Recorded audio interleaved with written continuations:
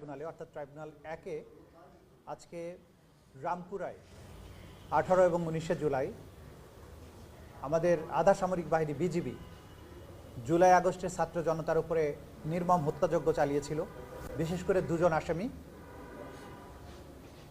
রেদওয়ানুল ইসলাম এবং রাফাত বিন আলম মুন এবং এর সাথে আরও দুজন পুলিশ অফিসার রাশেদ এবং আরও একজন, যাদের নিষ্ঠুরতা সাংবাদিকদের কল্যাণে গোটা জাতি গোটা দুনিয়া দেখেছে।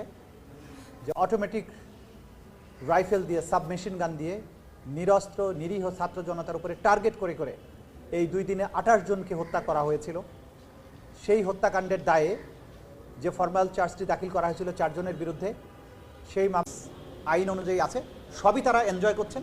তারা যদি আইনের বাইরে কোনো কিছু চান এবং সেটা যদি না পান, তখন যদি প্রশ্ন তোলেন, তখন তাদের উদ্দেশ্য নিয়েই আমরা প্রশ্ন তুলব। ওকে, থ্যাংক ইউ।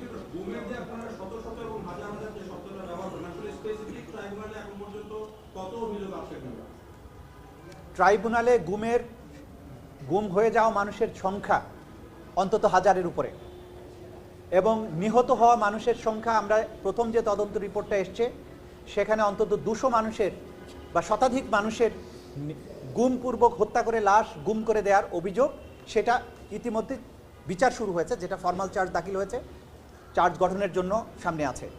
আরও 500 থেকে 1000 যাদেরকে হত্যা করা হয়েছে এরকম বিষয়ের তথ্যাদি তদন্ত সংস্থার কাছে আছে, যেগুলোর তদন্ত চলমান আছে। সুতরাং আমরা যা কিছু বলছি প্রত্যেকটাই এভিডেন্স নির্ভর এবং যখন আমরা এগুলো রিপোর্টগুলো সব কিছু আসবে তখন আমরা এক এক করে দেখাবো। এটা নিয়ে কোনো ধরনের প্রশ্ন তোলার সুযোগ নাই। বাংলাদেশে কত হাজার মানুষ গুম হয়েছে, বাংলাদেশের মানুষের কমন নলেজ এটা আছে, গুম কমিশনের রিপোর্ট আছে। বাংলাদেশে আপনারা খোঁজ নেবেন, ভিকটিম যারা গুমের পরিবার আছে তারা যখন কথা বলে তাদের কথা শুনবেন, তাহলে বুঝতে পারবেন বাংলাদেশে আসলে কত মানুষ গুম হয়েছে। ওকে, থ্যাংক ইউ।